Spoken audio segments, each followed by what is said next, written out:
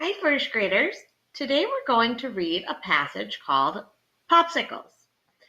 As we read the passage, we are going to do some close reading. Now, yesterday you learned all about close reading with Mrs. Villarecchi's video. Well, today we're going to practice using close reading strategies by using our think mark or our close read marks, okay?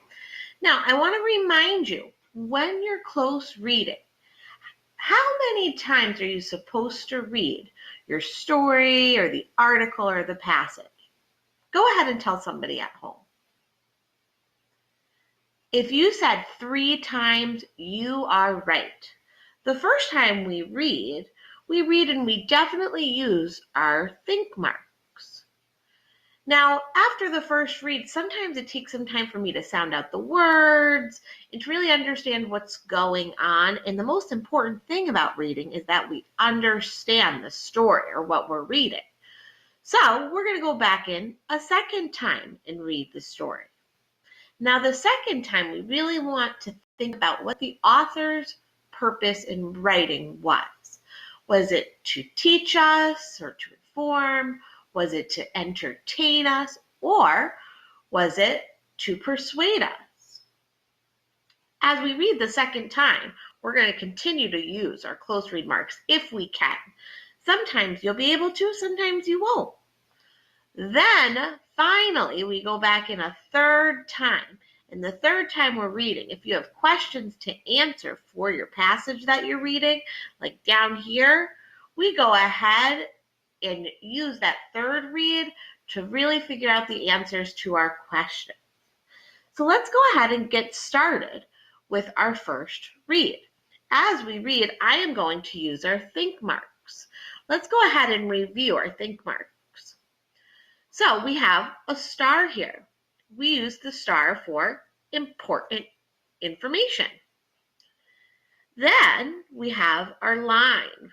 We can underline key words. A keyword is maybe a juicy word or an important book and an important word in a nonfiction book, or maybe even a word that we don't know that we want to find out what it means.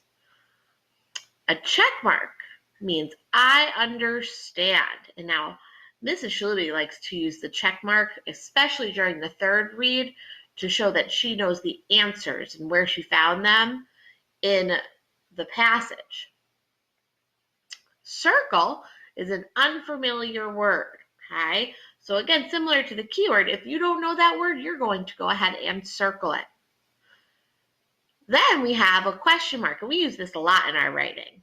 Now, we use a question mark in our writing if we're asking a question. Well, if we don't know something or don't understand something that we're reading, we can also use a question mark as a think mark. And lastly, we have an exclamation mark. In our writing, when we're excited about something or surprised about something, we use that at the end of our sentence. Well, just like that, within our passage, if we're excited or surprised about something, we're going to go ahead and use an exclamation mark. So let's get started.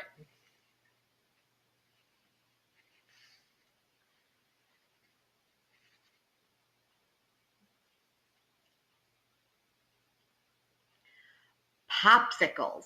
Now, already the title of our passage is giving us a hint about what this passage might be about. Popsicles. Go ahead and tell somebody at home what you think it might be about, what you predict it might be about. Do you like popsicles? Ooh, I love that introduction, how they hooked us with a question mark. Do you know they were invented by a kid? Invented. That means they were created. I'm going to go ahead and underline that. Invented by a kid. And you know what? I'm surprised. I did not know that they were invented by a kid, meaning that they were created by a kid. I'm going to go ahead and do a exclamation mark because I didn't know that. Not only were they invented by a kid, but it happened by accident. Really? One night in 1905, an 11-year-old boy from California named Frank Epperson made a drink for himself by stirring some soda powder with a cup of water. Huh. I think that's probably really important information because that's how he made it. And we know he invented it, so that's probably important. I'm going to do a star there. Later, he left the drink outside and went to bed. With the stick still inside the cup, the drink froze during the cold night. When Frank woke up, he had a frozen drink on a stick. Well, that's exactly how it happened. So I think I'm going to do another star right at the end for important information. So far I have underlined the word invented because that's really important for this passage. A little boy invented something. He invented the popsicle. I did a star for how he made his popsicle. And then I did another star of how it happened as well. Frank continued to make them for others and started selling them. He called them Epsicles. Epsicles. So the first name for the popsicle was an Epsicle. I go ahead and do another exclamation mark there. Later, his own children changed the name to Popsicles. I'm going to go ahead and do a star there because that's how it got its name. So he didn't name it. His children did. So his children changed the Epsicle to a Popsicle. That's important information. As you know, popsicles are still very popular today. The cherry popsicle, the most popular flavor, even has its own day.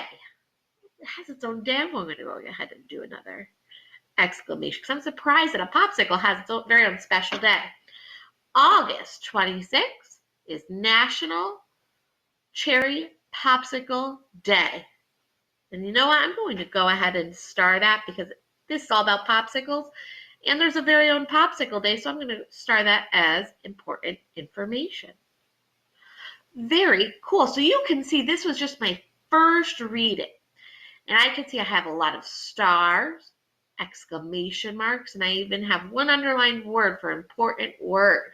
Now, as you can see, I didn't use all of my think marks, and you might not. And that's okay. Let's go ahead and see if I can add any more think marks to my passage.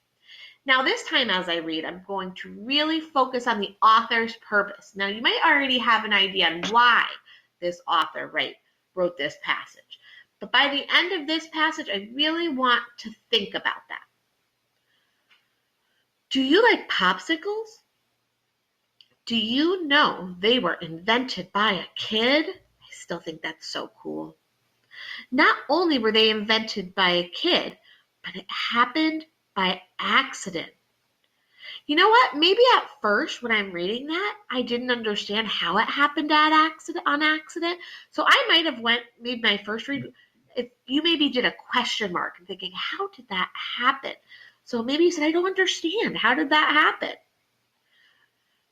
One night in 1905, an 11-year-old boy from California named Frank Epperson made a drink for himself by stirring some soda powder with a cup of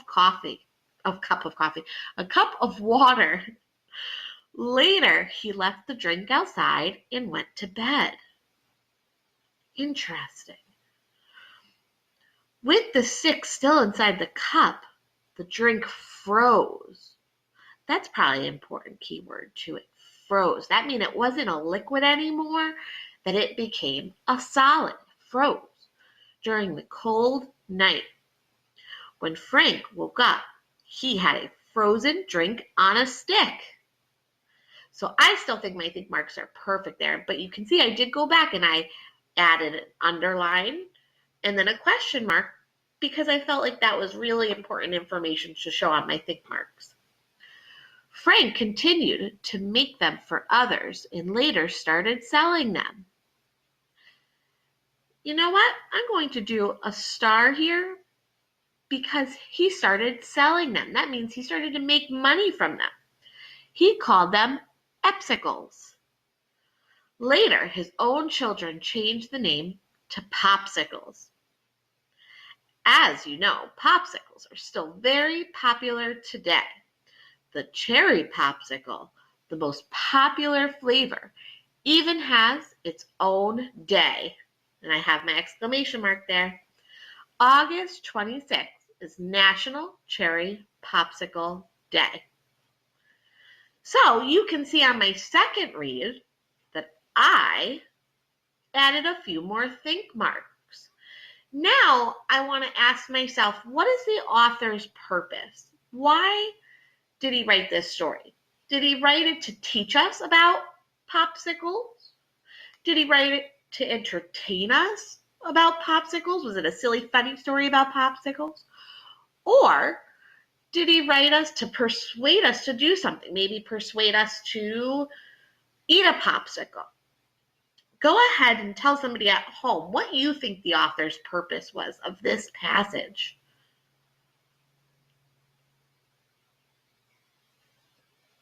If you said the author's purpose is to inform us or to teach us about popsicles, you're absolutely right. And to be even more detailed, what was the author teaching us about? Was he teaching us about where to find a popsicle? No, he was teaching us on how they were invented. This passage, the author's purpose is to teach us about how the popsicle was invented. So now what you would do is go ahead and read a third time. Now, before you read, you're going to go ahead and read your questions, which are right down here. Now, I'm going to read the questions to you. What you're going to do is you're going to go back into the story and prove it. You're going to find the answers. So the first question that you're looking for is, what did Frank do before he went to bed that cold night? So what did he do? You're going to go back into the story and read that. And when you find your answer, don't forget to do your check mark. Number 2. Why is the popsicle called an accidental invention? Well, I know I did a think mark up here for the word invention. Why do they call it an accidental invention? An accident was something isn't on purpose. So when you go back and find that, you're going to go ahead and check mark it. And 3, more than 100 years later, popsicles are still popular. Why do you think they're such a popular food? So this question is actually asking your opinion. Why do you think they're such a popular food? So go ahead and go back into the story and find your answers, and you're going to write your answers out. Go ahead and take a picture once you do that. We'll be looking to see what your answers are. Good job close reading, boys and girls.